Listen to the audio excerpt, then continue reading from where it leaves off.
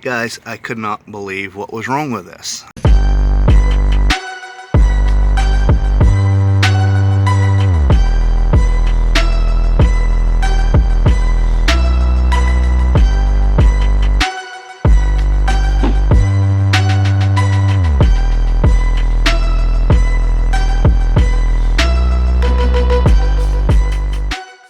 Man, guys, it is always something. I got up today, drove the car around yesterday trying to run the gas low or lower so I can change the pump.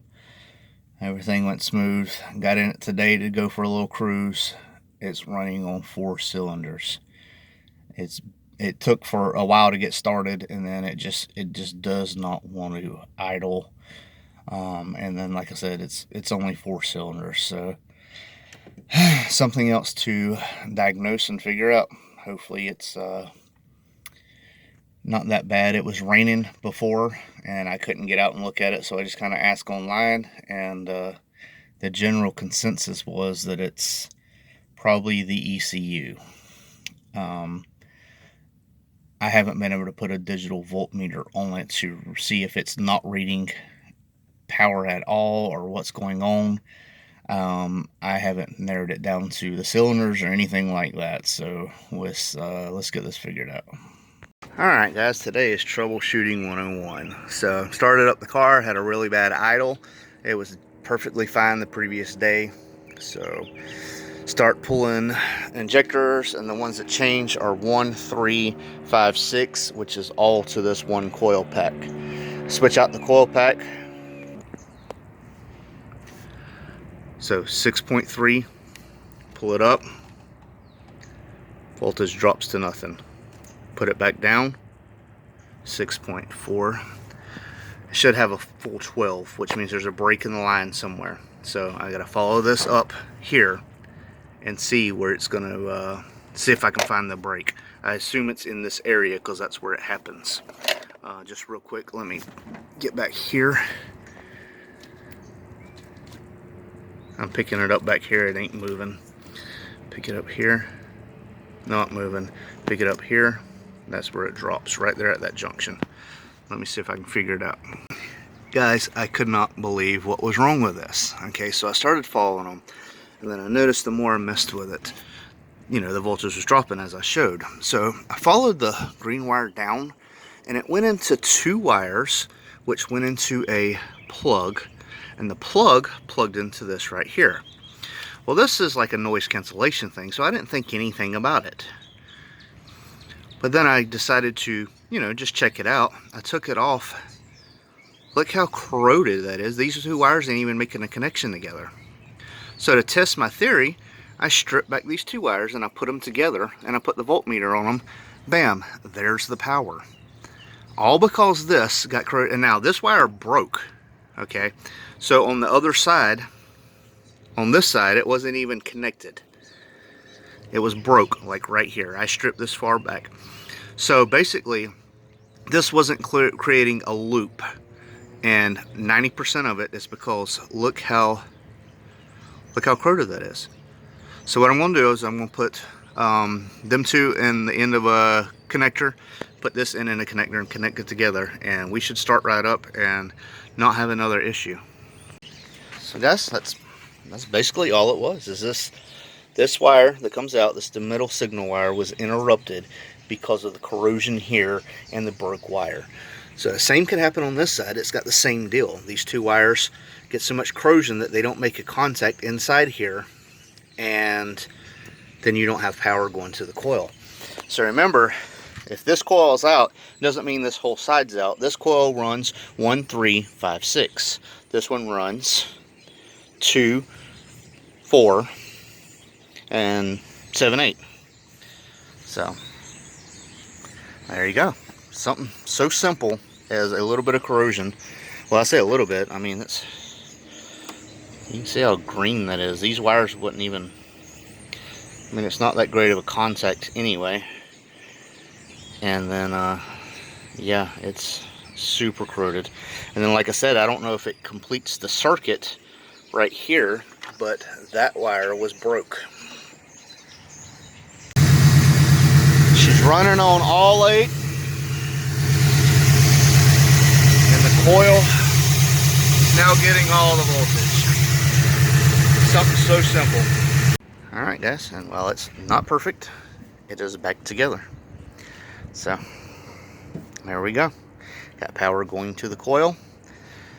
Everything's running on all 8 cylinders. Back in action.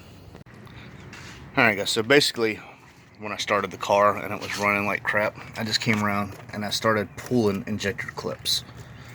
And I noticed when I pulled certain ones that the car, it still ran like crap. When I pulled like this one, for instance, the car ran even worse. It really bogged down. So the ones that didn't have a change on is how I narrowed it down to what cylinders. So then I look up what coil pack runs what, and that's how I knew that it was all in this coil pack, because this coil pack runs 1, 3, 5, 6. For those of you who don't know, Ford labels there's 1, 2, 3, 4, 5, 6, 7, 8. Also, the wire, it comes in the harness, it comes straight. Okay, this is the middle wire right here. It comes in here straight, it comes down and then back out and then to this. So when that is broke in here, that's why there's no connection for the middle power. And that's the issue I had here. It was running on 4 cylinders. It was very crazy time, because like I said, I just started the car up and ran it the day before. Everything was fine. So to get back in it, you know, another day later, started up and it's only on 4 cylinders. So I just assumed when I was driving around that this kind of, you know, it's been vibrating for a while, so it just got to the point where it didn't want to do anything anymore. It was ready to let go. So I guess that'll eventually fold back down where I had it at. I used a little bit more tape here, but that's all I had at the time. But yeah, pretty simple as far as diagnosing. You just start pulling and seeing what changes. I did have to get a new one of these. I was moving this and broke the coolant right off. This one on the passenger side is for your gauges. I've also heard it does something for your fan, but I don't know. I do know it's for the gauges. The driver's side is the one for your ECU. You unplug that, you'll know when that one's bad because your fans automatically come on.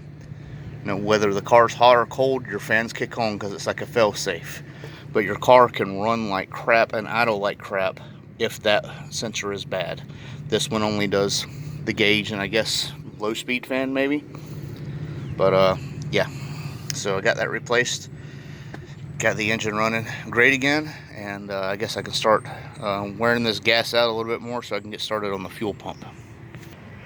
Alright guys, it's fixed just like that. So just a little troubleshooting. I definitely was kind of dreading what was going on because people had said the ECU, and I definitely did not want to deal with that. I even I wrote 4.6 Chris and said, you know, I'm about ready to throw some lighter fluid on this thing and light it up in flames. Glad I didn't, because it was very simple. Sorry the video is a little, you know, kind of chopped around and a little bit. I wasn't sure I was going to record this process, and then after looking up online, there's probably 1,000 something posts where people have 96 to 98, 4.6 to 5.4s that use the 2 coil packs rather than coil and plug, where they had an issue where the entire coil pack did not work, and they would replace the coil pack, they would try injectors, spark plugs, whatever, and it still did not work right.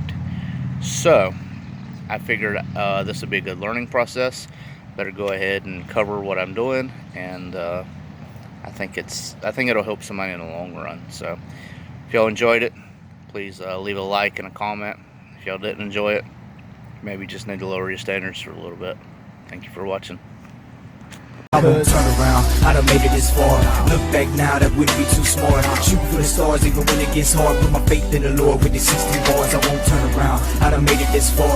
Look back now, that wouldn't be too smart. Shoot for the stars even when it gets hard. Put my faith in the Lord with the 16 bars. I won't turn around, I won't turn around. No matter how far I go, I'll never